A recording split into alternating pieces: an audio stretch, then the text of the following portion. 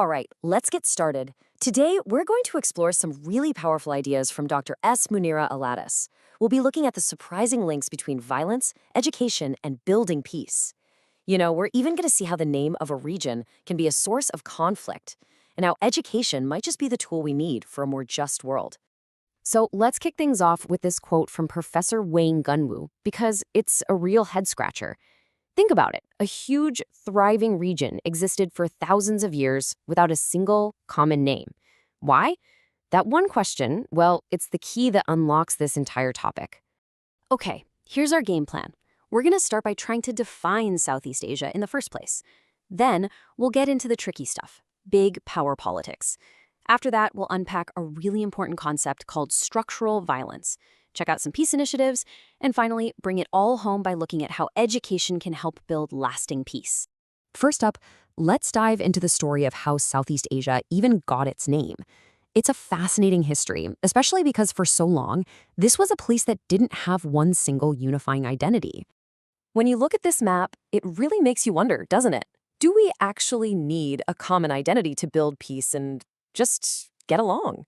It's a question that kind of pushes back on a lot of our modern ideas about nations and identity. So the answer to this whole nameless question goes way back to the region's origins. For literally thousands of years, you had two main groups. First, the continental folks who came from Central Asia. They identified with the land. Then you had the maritime people from southwest China, and for them, the sea was everything. Two very different groups with very different ways of seeing the world. And that brings us to this idea of openness. For 1,000 years before Europeans showed up, this whole area was basically a massive global crossroads. People, goods, ideas, everything was flowing freely. Because of that, nobody really thought about slapping a single name on the whole thing. There just wasn't any strategic reason to do it. So if the people who lived there for centuries didn't name it, who did? Well, that's what we're getting into next. As you can probably guess, it has a lot to do with the arrival of colonial powers, who had some very strategic reasons for giving this place a name. The arrival of European naval power, well, it changed absolutely everything. Their goal was simple: control the region's incredibly rich trade network. And naming the region, that was a key part of their strategy. It was a calculated move designed to maintain influence long after the colonial period officially ended. It's a pretty stark reminder of how just the act of naming something can totally change how people see themselves.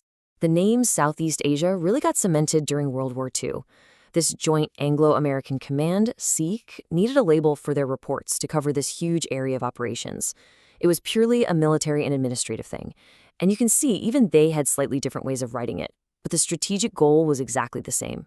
Okay, let's pivot now to the real core of this discussion, something called structural violence. We're about to see how all of this history connects to a really powerful and often totally invisible barrier to peace. So, what on earth is structural violence? It's not about soldiers and battles. It's about how our social systems, our institutions, can actually harm people by preventing them from meeting their basic needs. And here's the crucial takeaway.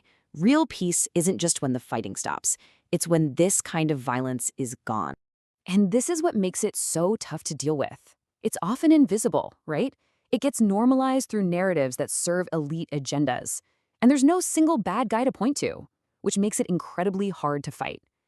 It really drives home that war is just the most obvious symptom of a much, much deeper problem.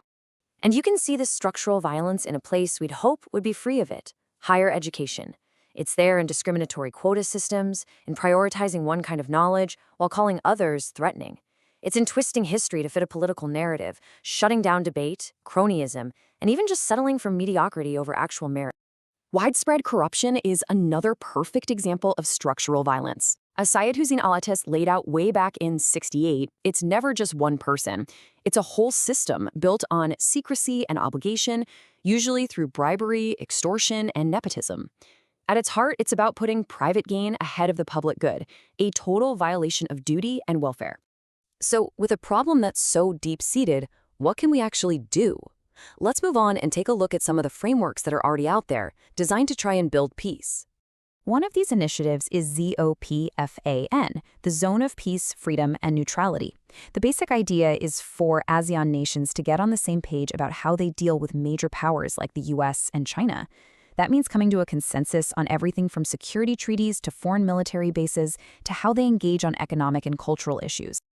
Another really powerful framework is the Aman message, which tackles the crisis of sectarianism. The core idea here is so important. It makes a sharp distinction between unity and conformity. Real unity, it says, isn't about forcing everyone to be the same. It's about acknowledging and embracing diversity. Because without diversity, the whole concept of unity is meaningless. All right, so how do we pull all of this together? How can we actually build a peace that's sustainable?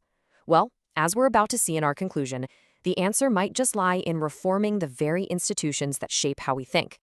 The path forward seems to involve strengthening the frameworks we already have while also exploring new ones, like BRICS. We're seeing the Global South really pushing for multilateral solutions. But there's a catch, a real danger that these new structures could end up just recreating the same old unfair power dynamics.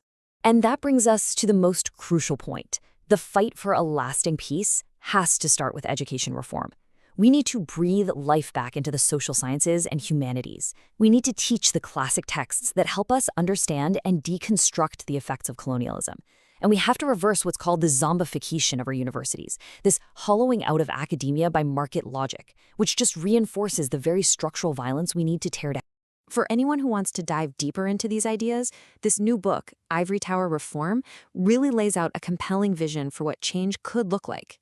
The book's objectives are super clear. 1, to take a hard, critical look at the higher education system. 2, to expose the decay, political interference, and tensions that are causing these problems. And 3, to call for a complete transformation, one that's built on justice, autonomy, and inclusivity.